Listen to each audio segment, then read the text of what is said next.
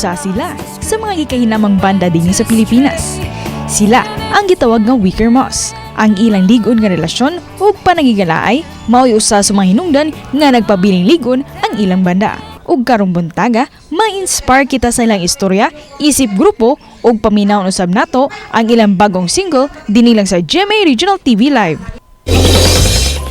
Hello Wickermoss! Good morning and welcome sa GMA Regional TV Live. Would you like to greet our kapuso in Bisaya and in Waray? Maayong buntag po sa inyong tanan and maupay hanaga. Wala po sa Wickermoss.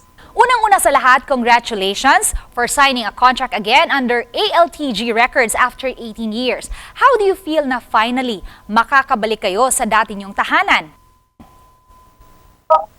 Masaya po kami. Katulad nga po ng parati namin nasabi, it's good to be back home. Ayun po.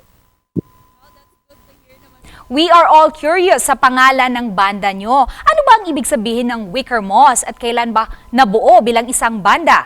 Ayun. So we were formed 2004. Ayan, with our original members, Roger Alcantara on bass and si Rayman sa gitara. And then Carmi, Rigel and I joined the band 2019 before the pandemic started. Carmi, we heard na may bago kayong single na siguradong tatatak sa ating mga kapuso. Can you share this to us? Ang title po ng song namin ay Babalik. So, that is about sa emosyon po ng tao na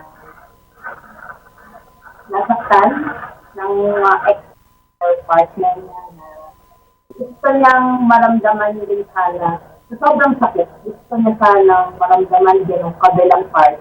Siguradong babalik-balikan talaga namin ang inyong kantang Babalik. And of course, pwede bang humingi ng sample kahit a few lines lang? And so my favorite line sa song na to, inaamin ko, nagkamali ako, nang tuluyan kong ibigay ang lahat-lahat sa'yo. Inaamin kong naging bulag ako, ngunit ang lahat ng ito'y babalik sa'yo. Ayun. Wow! Maraming salamat, Wickermoss! Kaya naman kindly take this opportunity to invite all our kapuso and listen and download your newest single and invite them too to like your social media accounts. Supportahan niyo po, pakinggan niyo po yung song namin na Babalik. Ayan, sana ay makarelate kayo sa kantang to. Balikan natin yung mga alaala na yan. Samahan namin kami ng Wickermoss. I-reminisce yung hurt. Daghang salamat, Wickermoss!